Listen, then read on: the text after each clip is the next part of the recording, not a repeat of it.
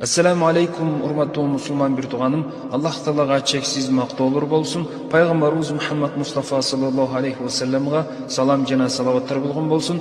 Урматтуу мусулман бир тууганым, бөйрөгүңүз ооруса, анда Курандын 106-сүрөсү Курайш сүрөсүн окуп, тамакка дем салып, анан жеңиз. Ошондо иншаллах бөйрөгүңүз оорубай калат. Курайш сүрөсү Бисмиллахир рахманир рахим. لإيلاف قريش إيلافهم رحلة الشتاء والصيف